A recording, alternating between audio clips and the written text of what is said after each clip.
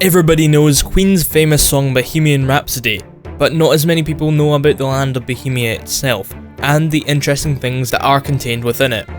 My name is Stalli111 and welcome to Kingdom Talk, the show where I go over the news and info for the upcoming RPG Kingdom Come Deliverance. I did a video on this game over a year ago when the Kickstarter for the development had started, and I'm glad to see major progress on the game, along with being able to play the tech alpha myself, which I've got to say impressed me a lot. But some people still don't know that much about the game, and that is what I'm going to try and do through this video series.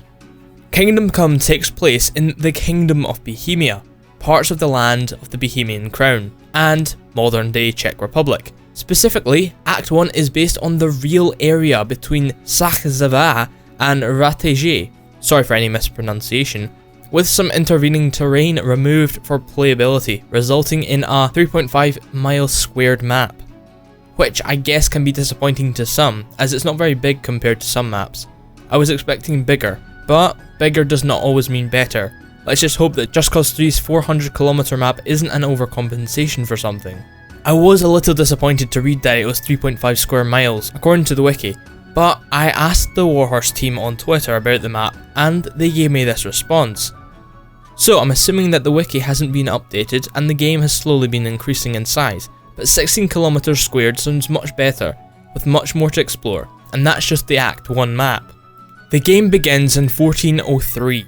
This places it at the tail end of the European Middle Ages, during the Papal Schism, and during the events in Bohemia which would culminate in the Hussite Wars. The game contains a focus on historically accurate and realistic content, along with armour and clothing, combat techniques and real-world castles, which have been recreated with the aid of historians and architects. All of these, to our knowledge, are accurate to the time period, so that the player feels completely immersed in the world of Bohemia. With personal experience in the game's alpha, I feel that they've done a great job with the immersion so far. The only thing stopping my immersion was the light in my room and me not using a virtual reality headset. Other than that, the game was as immersive as it gets. So, where does Deliverance start us off at? The old king of Bohemia has died, and his heir lacks the power to secure his throne. Basically, he isn't exactly the strongest of leaders and cannot control the people whom he is a king to. The old king was Charles IV, who died around November of 1378, leaving his eldest son, Wenceslaw, to the crown. The new king's brother seizes this opportunity to kidnap the king and pillage his lands, seeking his own advancement. In actual history, Sigismund, the new king's brother, was never recognised as the king to the people of Bohemia for many years.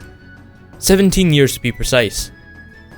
Quite a few people didn't trust him, and because of this, he didn't actually receive any further power like he had aimed for, which publicly embarrassed him.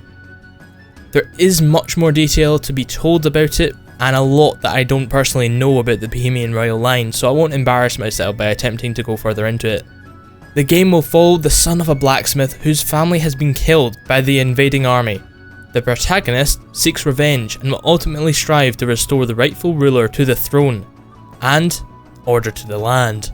By my personal assumption, I think that you won't actually have to do this if you don't want to, as the Warhorse team, who I'd like to thank for following me on Twitter, are aiming to make this one of the best, if not the best RPGs to date, which I think they're on track for. I think the mass amount of side quests and activities will allow you to become whoever you want to be. I do believe that on their Kickstarter page, they advertised the game like so. Play as a medieval investigator, searching for a mass murderer. Lay siege to a bandit fort with an army at your back. Experience epic battles between armored knights. Interrogate, bribe, threaten, love, help, fight. It's up to you what you do. There are multiple ways to finish every quest. Use your sword, quick fingers, or your wit. So I guess you can really roleplay as any medieval character you want.